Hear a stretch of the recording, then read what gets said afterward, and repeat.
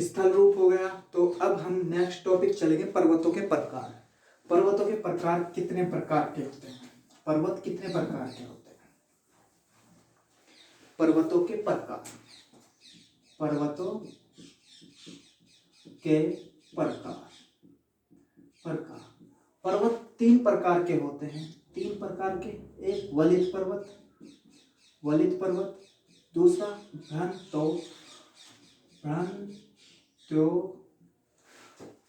दूसरा होता है भ्रंतोस्थ,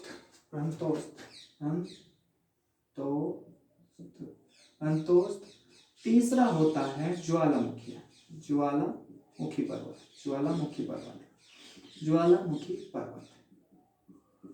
तो ये कैसे इनका निर्माण होता है तो बता दे।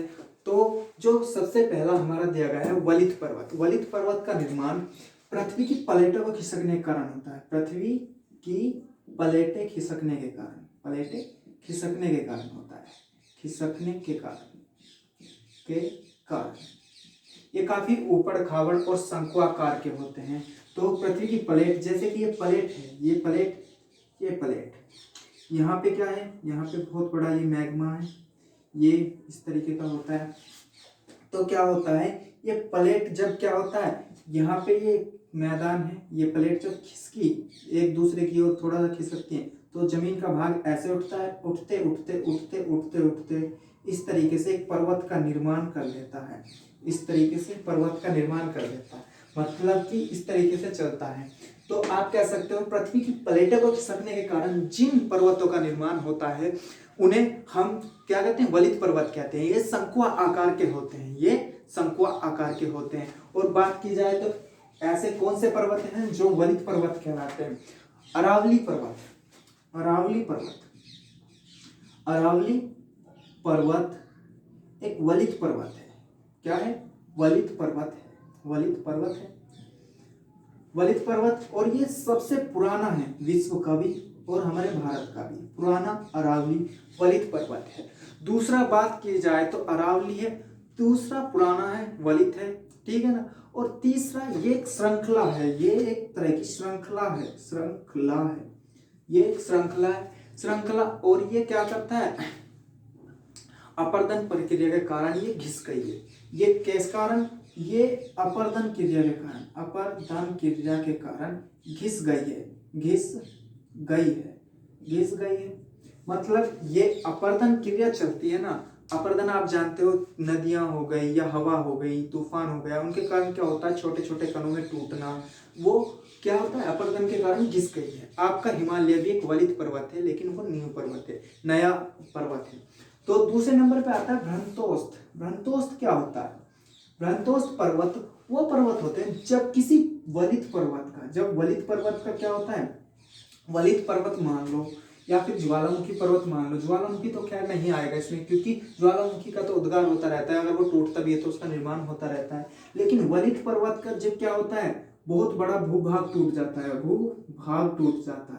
भूभाग टूट कर गिर जाता है, तो क्या बचता है, तो उसे भ्रंतोस्थ कहते हैं, भ्रंतोस्थ, ठीक है ना, उसे भ्रंतोस्थ कहते हैं। मतलब बहुत बड़ा भूभाग, एक पर्वत है, पर्वत का बहुत बड़ा भूभाग टूटकर अलग हो गया, टूटकर गिर गया कहीं पे, तो कहीं चला गया टूट कर, या टुकड़ों में टूटा हो या कैसे, लेकिन बहुत बड़ा भूभाग टूट गया और ऊर्ध्वाधर रूप से क्या कर दिया, उसे क्या कर दिया, विस्थापित कर दिया, यानी कि उसे अलग ही कर दिया। तो इस तरीके से मान लीजिए ये एक चोटी थी, लेकिन क्या हुआ, एक बहुत बड़ा भूभाग, ये वाला एरिया टूट करके गिर गया, तो इसकी कंडीशन किस तरीके से बन गई, इस तरीके से बन गई, यहाँ पे गड्ढा हो गया इस तरीके से। तो ये जो कंडीशन बनती है, तो यहाँ पे जो गड्ढे पड़ जाते हैं, ये इस तरीके के गड्ढे पड़ जाते हैं, इन्हें हम कहते हैं घाटी। इन्हें क्या कहते हैं? घाटी। इन्हें हम कहते हैं घाटी कहते हैं। और ये जो ऊपर के एरिया बचते हैं, ये जो ऊपर के एरिया बचते हैं, इन्हें हम उत्खंड कहते हैं। मतलब कि आप कह सकते हो, जब वलित पर्वत टूट कर गिरना स्टार्ट हो जाए और टूट कर गिरने के कारण घाटियों का निर्माण होता है, घाटियों का और उत्खंड का निर्माण होता है, उन्हें भ्रंतोस्थ कहते हैं। तीसरे नंबर का हमारा आता है ज्वालामुखी।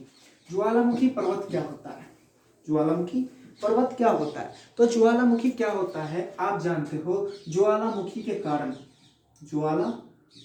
कारण बनने वाले ज्वालामुखी के कारण बनने वाले पर्वत क्या कहलाते हैं? ज्वालामुखी पर्वत कहलाते हैं।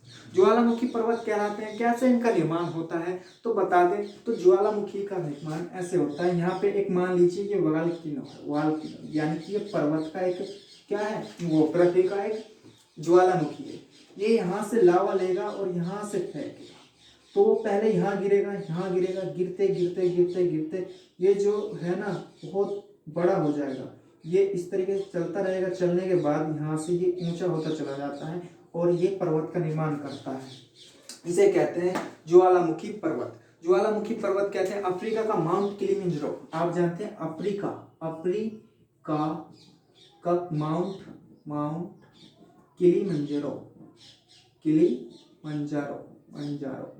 मंजारो भी क्या है? ज्वालामुखी का ही एक पर्वत है, ज्वालामुखी पर्वत है। जापान का फ्यूजियामा भी इसका उदाहरण है। जापान का फ्यूजियामा ये इसके उदाहरण हैं जो कि ज्वालामुखी के हैं। तो आप जान गए। मैं एक बार और रिपीट करना चाहता हूँ, वलित पर्वत प्लेटों के खिसकने से, पृथ्वी की प्लेटों के खिसकने से जो जिनका निर्माण हुआ वे वलित पर्वत। लेकिन जब वलित पर्वत क्या बहुत बड़ा भूभाग उसका यानी बहुत बड़ा भाग क्या हो जाता है, विस्थापित हो जाता है, तो घाटी और उत्खंड का निर्माण करते हैं, वो भ्रंतोस्त कहलाते हैं। ज्वालामुखी पर्वत यानी कि क्या होता है, जब मैग्मा बाहर निकलकर क्या इकट्ठा होता रहता है स्थल पर और एक ऊंची चोटी के यानी कि शंकु आकार का बनाता चला जाता है, तो उसे क्या कहते हैं? उसे ज्वालामुखी पर्वत कहते हैं। और उसका उदाहरण अफ्रीका का माउंट किलिमंजारो और जापान का फ्यूजियामा बहुत अच्छा उदाहरण है उसका। थैंक यू, धन्यवाद।